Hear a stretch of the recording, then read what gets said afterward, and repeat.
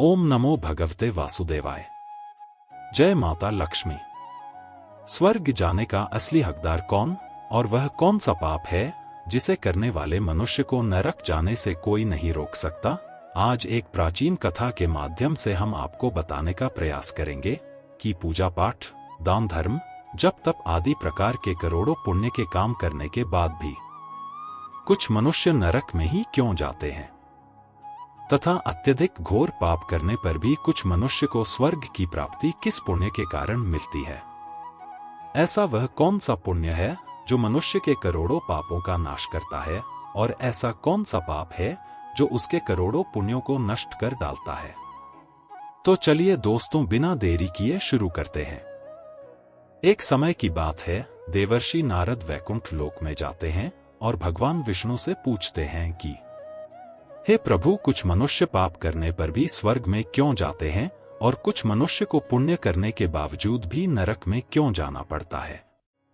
ऐसा वह कौन सा पाप है जो सभी पुण्यों को नष्ट कर डालता है, और वह कौन सा पुण्य है जो समस्त पापों को भस्म कर डालता है।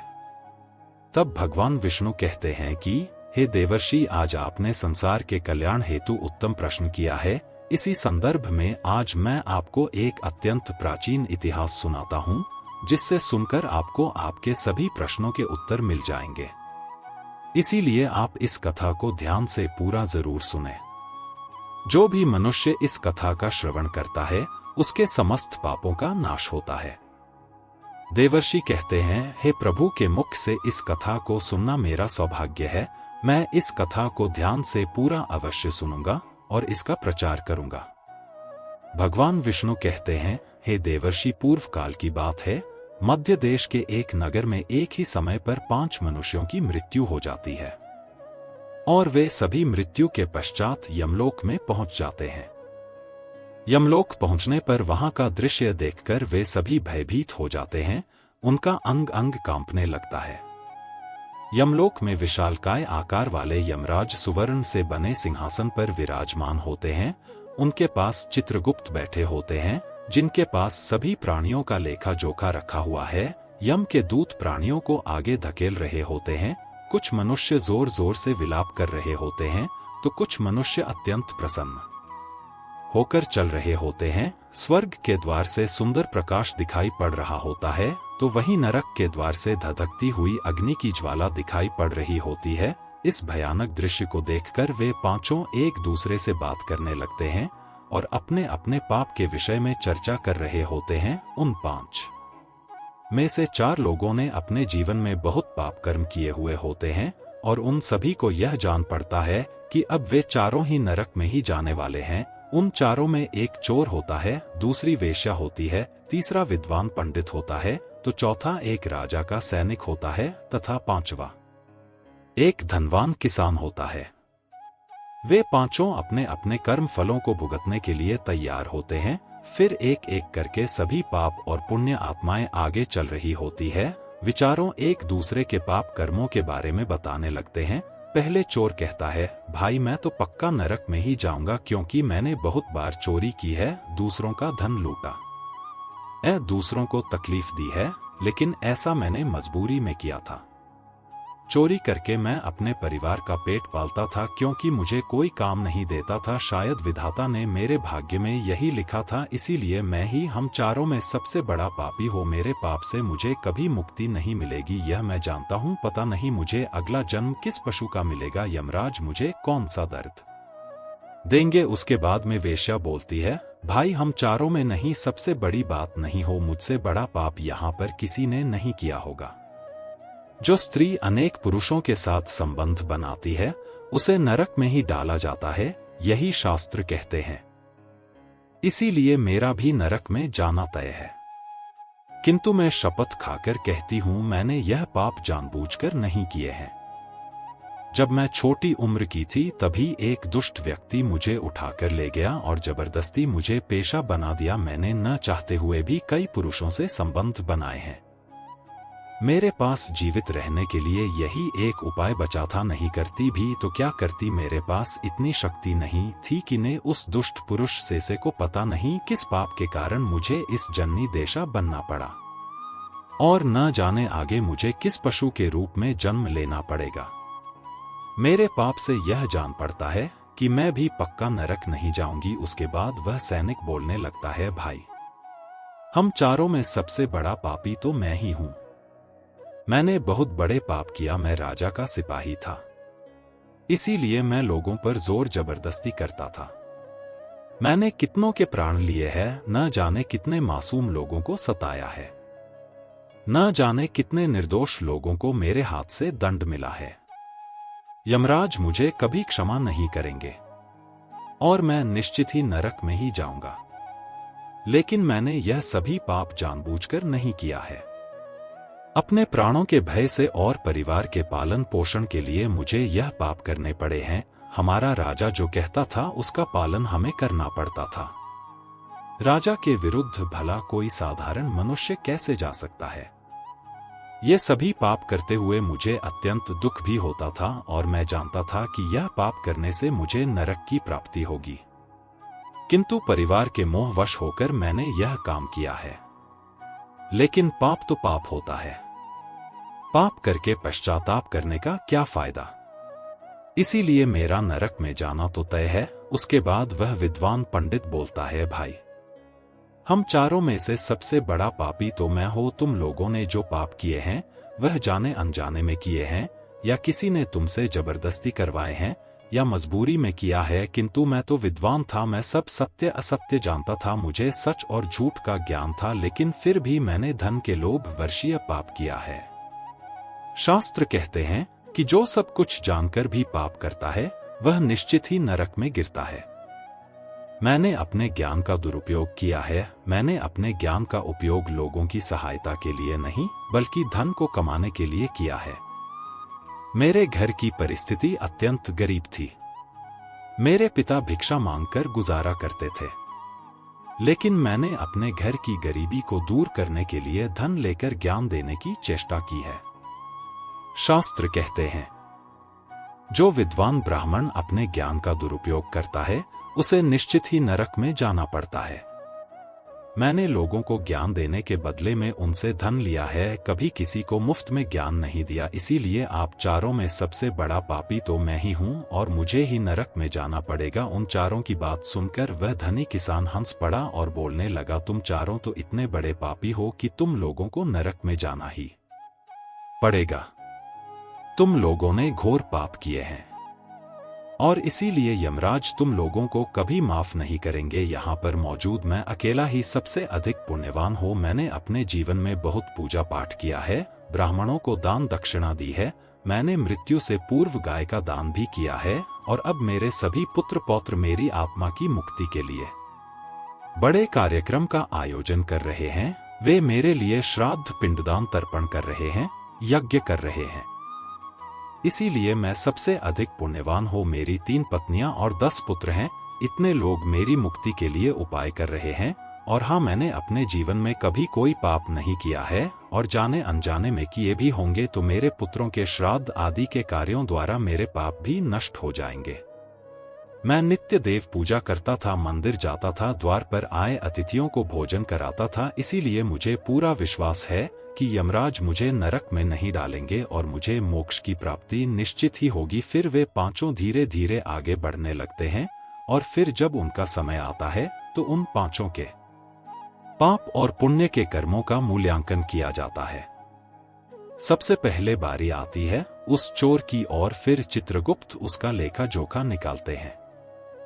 कुछ देर तक विचार करने के बाद उसके पाप पुण्य का मूल्यांकन करने के बाद यमराज उसे स्वर्ग में जाने के लिए कहते हैं। इस निर्णय को सुनकर चोर आश्चर्य में पड़ जाता है और बड़ी ही प्रसन्नता से वह स्वर्ग के दरवाजे की ओर चला जाता है। दूसरी बारी आती है वेश्या की। चित्रगुप्त उस वेश्या का भी लेखा जोखा निकालते हैं और कुछ देर तक विचार करने के बाद उसके पाप पुण्य का मूल्यांकन करके यमराज उसे भी स्वर्ग में जाने के लिए कहते हैं। इस विचित्र निर्णय को सुनकर वह वेश्या भी आश्चर्य में पड़ जाती है। उसे यमराज के निर्णय पर विश्वास नहीं होता है और वह बिना कुछ कहे ही बड़ी ही प्रसन्नता के साथ स्वर्ग के द्वार की ओर चली जाती है। फिर तीसरी बारी आती है उस सिपाही की। चित्रगुप्त उसके भी कर्मों का लेखा जोखा निकालते हैं और कुछ समय विचार करके उसके पाप पुण्य का मूल्यांकन करके यमराज उसे भी स्वर्ग में जाने के लिए कहते हैं। इस निर्णय को सुनकर वह सिपाही भी सोच में पड़ जाता है और बड़ी ही प्रसन्नता के साथ वह स्वर्ग के द्वार की ओर निकल जाता है। फिर चौथी बारी आती है उस विद्वान ब्राह्मण की। चित्रगुप्त उस ब्राह्मण के कर्मों का लेखा जोखा निकालते हैं और कुछ देर तक विचार करते हैं। फिर यमराज उस ब्राह्मण को भी स्वर्ग में जाने के लिए कहते हैं। विद्वान ब्राह्मण विचार करता है, मैंने तो पाप किया है, फिर मुझे क्यों स्वर्ग में भेज रहे हैं। फिर वह भी मन ही मन प्रसन्न होकर स्वर्ग के द्वार की ओर चलने लगता है। उन चारों को स्वर्ग में जाता देख वह धनवान किसान बहुत दुखी और क्रोधित हो जाता है। वह सोचने लगता है कि यह कैसा न्याय है, इन पापियों को स्वर्ग जाने का मौका मिल रहा है, फिर मैंने जो पुण्य के काम किए हैं उनका क्या, पापी और पुण्यवान एक ही जगह पर डाले जाएंगे तो पुण्य करने का फायदा ही क्या। फिरोज धनवान किसान को यम के दूत जोर से धकेल देते हैं और कहते हैं, अरे पापी, तो आगे चल, तुझे नरक में डाला जाएगा, यमराज तुझे माफ नहीं करेंगे। यह सुनकर वह धनवान किसान भयभीत हो जाता है और कहने लगता है यमदूतों, मैं तो स्वर्ग में जाऊंगा, मैंने कोई पाप नहीं किया, मैंने जीवन में बहुत पुण्य किया है, देख लेना यमराज मुझे स्वर्ग में ही भेजेंगे। फिर वह धनवान किसान यमराज के सामने आकर खड़ा हो जाता है। चित्रगुप्त उसके कर्मों का लेखा जोखा देखते हैं और उसके पाप पुण्य के कर्मों का मूल्यांकन करते हैं तो उसके पाप का पल्ला भारी हो जाता है और यमराज उस धनवान किसान को कहते हैं, अरे दोस्त, तूने तो बहुत बड़ा अपराध किया है, तू तो नरक में जाने के ही योग्य है। इतना सुनते ही वह किसान थरथर कांपने लगता है और यमराज से कहता है, हे धर्मराज, यह अन्याय है, मैंने तो जीवन में कोई पाप नहीं किए हैं और पुण्य ही किए हैं, आप मुझे नरक में क्यों डाल रहे हैं। और मुझसे पहले जो 4 लोग गए थे वे तो घोर पापी थे, उन्होंने बड़े बड़े पाप और अपराध किए हैं, उन्हें तो आपने स्वर्ग में डाल दिया है, आप ऐसा अन्याय मेरे साथ क्यों कर रहे हैं। अगर ऐसा अन्याय होगा तो भला कौन सा मनुष्य धरती पर पुण्य करेगा। फिर यमराज कहते हैं, अरे पापी, तूने जो पाप किया है वह तो उन चारों के पापों के सामने कुछ भी नहीं है, तेरे एक पाप के कारण तेरा सारा पुण्य फल नष्ट हो गया है। यदि तूने यह पाप नहीं किया होता तो स्वर्ग में जा सकता था, लेकिन तूने यह पाप जानबूझकर किया है, इसीलिए तुझे नरक में अवश्य जाना पड़ेगा। उस चोर ने तो मजबूरी में चोरी की थी, किंतु वह चोर दूसरों की भूख मिटाता था, गरीबों को दान करता था, उसने कभी किसी निर्दोष और गरीब व्यक्ति के घर चोरी नहीं की, उसके पुण्य कर्म उसके पाप से अधिक थे, इसीलिए वह स्वर्ग में गया। दूसरी जो वेश्या थी वह अपने मन से वेश्या नहीं थी, उसे जबरदस्ती डाला गया था और उस वेश्या ने केवल अपने शरीर को पीड़ा दी है, लेकिन बाकी कार्य तो उसने पुण्य के ही किए हैं। वह पशु पक्षियों को रोज दाना डालती थी, जानवरों की सेवा करती थी, इसीलिए उसका भी पुण्य पाप से बड़ा था। तीसरा वह सिपाही था जिसने राजा के हुक्म का पालन किया था, किंतु उसने भी बहुत पुण्य के काम किया है, उसने कई बेसहारा लोगों की मदद की है, इसीलिए वह भी स्वर्ग में ही गया है। और चौथा वह विद्वान ब्राह्मण था, उसने अपने ज्ञान का दुरुपयोग अवश्य किया है, किंतु वह नित्य गाय की सेवा करता था, दान धर्म करता था, इसीलिए उसके भी पुण्य पाप से अधिक थे और वह भी स्वर्ग में ही गया है। इतना सुनकर वह धनवान किसान बोलता है, हे धर्मराज, इन चारों ने जो भी पुण्य किए हैं वह तो मैंने भी किए हैं, बल्कि उनसे ज्यादा किए हैं, फिर भी मैंने ऐसा कौन सा पाप किया है जो मुझे नरक में भेजा जा रहा है। यमराज कहते हैं, दोस्त, याद कर, तूने उस अबला विधवा नारी पर गलत लांछन लगाया था कि उसने तेरे घर पर चोरी की है, और इसके साथ ही तूने उसके ऊपर कई अन्य गलत लांछन लगाए थे, उसे व्यभिचारिणी और वेश्या कहकर उसके चरित्र का हनन किया है, और राजा ने उसे सत्य समझकर उस अबला विधवा नारी को मृत्युदंड दे दिया था। पापी मनुष्य ब्रह्महत्या, चोरी, मदिरापान आदि प्रकार आर के घोर पापों से भी प्रायश्चित करके मुक्त हो सकता है, किंतु दूसरों पर गलत लांछन लगाने पर कोई प्रायश्चित नहीं है। जो दूसरों पर गलत आरोप करता है, सत्य जानकर भी दूसरों को झूठ कहकर उनके ऊपर दोष डालता है, वह तो सबसे बड़ा पापी है, उसके द्वारा किए गए सभी पुण्य नष्ट हो जाते हैं। इसीलिए तूने जितने भी पुण्य किए हैं वे सभी उस एक पाप के कारण नष्ट हो गए। फिर यमराज यमदूतों को कहकर उस पापी किसान को नरक ले जाने के लिए कहते हैं और वह किसान रोता हुआ विलाप करता हुआ नरक के मार्ग पर चलने लगता है। थे दे वर्ष इस प्रकार से उन चारों ने पाप करके भी उन्हें स्वर्ग की प्राप्ति हुई है, किंतु उसके सामने जघन्य अपराध किया है, किसी अबला स्तरीय पर गलत लांछन करके उसका चरित्र हनन किया है। एक स्त्री सदा ही पूजनीय है, जो भी पुरुष स्त्री पर गलत आरोप करता है उसे महापाप लगता है। कभी किसी स्त्री की दुर्बलता का फायदा नहीं उठाना चाहिए। पराई स्त्री को सदैव ही माता समझना चाहिए। जो पराई स्त्रियों पर गलत दृष्टि डालता है उसे पाप ही लगता है। जो विधवा दुखिया स्त्री को सताता है उसे नरक में जाना पड़ता है। मनुष्य को भी सत्य का मार्ग नहीं देना चाहिए। सत्य के मार्ग पर चलकर ही स्वर्ग की प्राप्ति होती है। असत्य का साथ देने से मनुष्य के सभी पुण्य भी नष्ट हो जाते हैं। तो दोस्तों, कभी किसी पर गलत आरोप नहीं करना चाहिए। सत्य जानकर भी असत्य का साथ नहीं देना चाहिए। जो दूसरों पर गलत आरोप डालता है उसे यमराज कभी क्षमा नहीं करता है। उम्मीद है आपको यह कथा पसंद आई होगी। वीडियो को लाइक जरूर करें और कमेंट में जय श्री कृष्ण अवश्य लिखें।